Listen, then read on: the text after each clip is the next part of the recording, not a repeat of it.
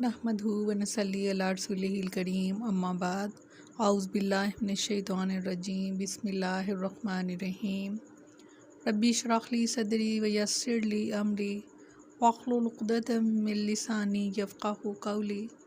अस्सलामु अलैकुम व रहमतुल्लाहि व बरकातुहू। कैसे हैं आप सब?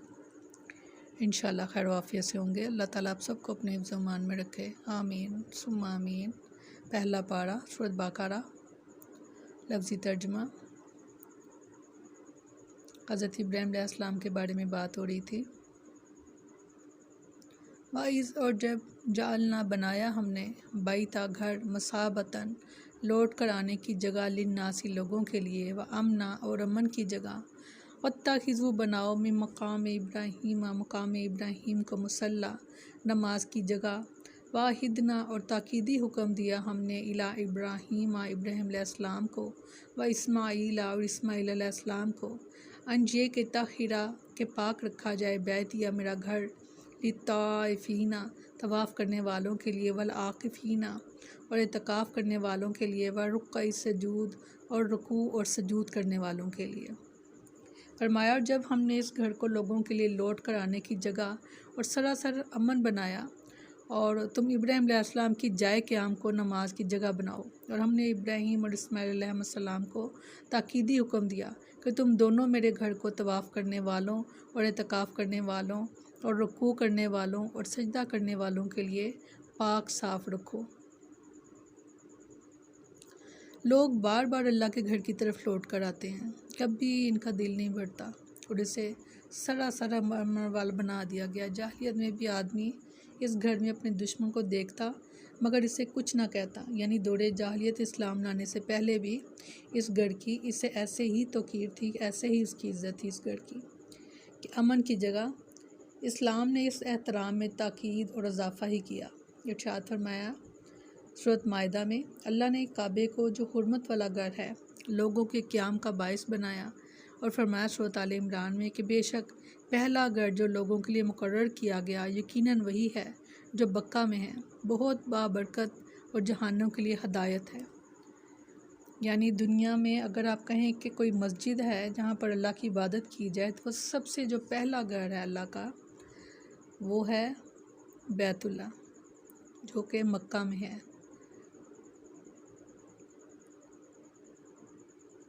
इसमें वाज़िया निशानियाँ हैं इब्राहीम अलैहिस्सलाम के खड़े होने की जगह और जो कोई इसमें दाखिल हुआ अमन वाला हो गया और अल्लाह के लिए लोगों पर इस घर का हज फ़र्ज़ है जो इसकी तरफ रास्ते की ताकत रखे और जिसने कुफ़र किया तो बेशक अल्लाह तमाम जहानों से बेपरवाह है। सैयदना अनस बिन मालिक रज़ी अल्लाह अन्हु बयान करते हैं कि सैयदना उमर बिन ख़त्ताब रज़ी अल्लाह अन्हु ने फ़रमाया मैंने 3 बातों में अपने रब की मुवाफ़क़त की। क्या आपने ये फ़रमाया कि मेरे रब ने 3 बातों में मेरी मुवाफ़क़त की? मैंने अर्ज़ की ए अल्लाह के रसूल, काश आप मुकाम इब्राहीम को नमाज के लिए जाए क़याम बना लें। तो मज़कूरा बाला आयत नाजिल हुई और मैंने अर्ज़ की ए अल्लाह के रसूल, नेक और बद हर किस्म के लोग आपके पास आते हैं, क्यों ना आप उम्महातुल मोमिनीन को पर्दे का हुक्म दे दें। तो इस पर अल्लाह ताला ने आयत हिजाब जो थी वो नाजिल फरमा दी। और जब मुझे ये बात पहुंची कि रसूलुल्लाह सल्लल्लाहु अलैहि वसल्लम अपनी बाज़ बीवियों से खफा हैं तो मैंने इनसे कहा कि तुम या रसूलुल्लाह सल्लल्लाहु अलैहि वसल्लम को नाराज़ करने से बाज़ आ जाओगी या फिर अल्लाह ताला तुम्हारे बदले में अपने नबी को तुमसे भी अच्छी बीवियाँ अता फरमाएगा। हत्ता कि जब मैं उम्महातुल मोमिनीन में से एक के पास गया तो इसने कहा कि ए उमर, अपनी बीवियों को वाज़ करने के लिए क्या रसूलुल्लाह सल्लल्लाहु अलैहि वसल्लम की ज़ात गिरामी काफ़ी नहीं?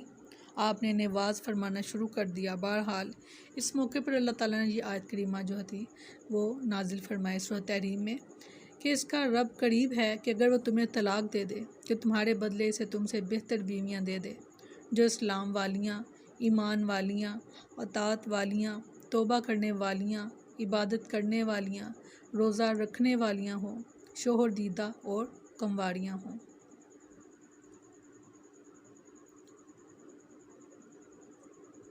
सैयदना जाबिर रज़ी अल्लाह अन्हु बयान करते हैं कि तवाफ़ के बाद रसूलुल्लाह सल्लल्लाहु अलैहि वसल्लम मुकाम इब्राहीम की तरफ आए और आपने ये आयत तिलावत फरमाई कि वत्तखिज़ू मकाम इब्राहीम मुसल्ला, कि फिर आपने मुकाम इब्राहीम को अपने और काबे के दरमियान कर लिया और 2 रकात नमाज पढ़ी। جس میں آپ نے قل هو اللہ احد اور قل یا ایھا الکافرون جو تھی وہ اس کو تلاوت کیا۔ پھر طہارت سے جو مراد ہے وہ کوڑے کرکٹ سے صفائی نہیں بلکہ بت پرستی اور شرک کی تمام نجاستوں سے صفائی بھی ہے، کیونکہ طواف، اعتکاف، رکوع اور سجدہ اللہ کے سوا کسی کا حق نہیں۔ تطہیر مساجد کا حکم بھی اسی آیت کریمہ سے ماخوذ ہے۔ ارشاد فرمایا سورۃ نور میں، ان گھروں میں جن کے بارے میں اللہ نے حکم دیا ہے کہ وہ بلند کیے جائیں اور ان میں اس کا نام یاد کیا جائے، اس کی تسبیح بیان کرتے ہیں، ان میں صبح شام وہ مرد جنہیں اللہ کے ذکر سے اور نماز قائم کرنے اور زکوٰۃ دینے سے نہ کوئی تجارت غافل کرتی ہے اور نہ کوئی خرید و فروخت۔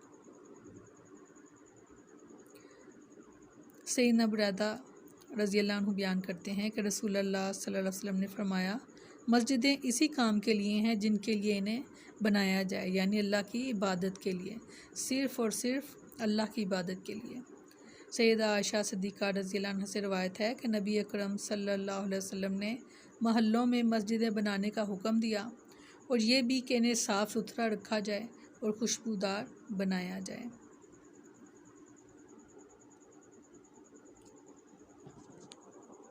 اللہ تعالیٰ ہم سب کو ان آیات کو سمجھنے کی اور سمجھ کر عمل کرنے کی اللہ تعالیٰ میں توفیق عطا فرمائے، اور بار بار یہی دعا کرتی ہوں کہ اللہ تعالیٰ ان آیات کے بارے میں ہمیں صحیح سمجھ جیسے کہ آنی چاہیے، اور جو بات صحیح سمجھ میں آنی چاہیے ویسے ہی سمجھ آئے۔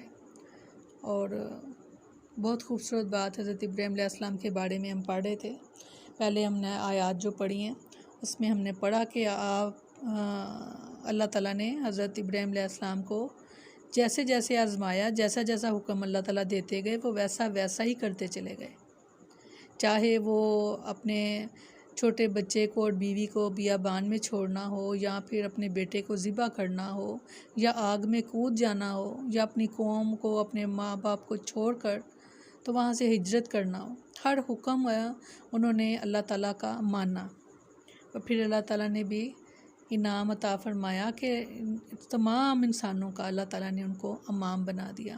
اور پھر حضرت ابراہیم علیہ السلام کے بعد تقریباً 400 انبیاء جو تھے وہ انہی کی لڑی میں یعنی نسل میں سے جو تھے، اور ایسے ہی آپ صلی اللہ علیہ وسلم کے جو آخری نبی تھے وہ بھی حضرت ابراہیم علیہ السلام کی دعا تھے کہ جو انہوں نے کی تھی۔ اللہ تعالیٰ ہمیں دین کو سمجھنے کی توفیق عطا فرمائے تاکہ ہم اللہ سے محبت اور اس کے رسول سے محبت جو ہے اس کو نبھا سکیں۔ اللہ تعالیٰ ہماری مدد فرمائے۔ سبحانک اللہم و بحمدک نشہد ان لا الہ الا انت نستغفرک و نتوب الیک۔ سبحان ربک رب العزۃ عما یصفون وسلام علی المرسلین والحمد للہ رب العالمین۔ السلام علیکم ورحمۃ اللہ وبرکاتہ۔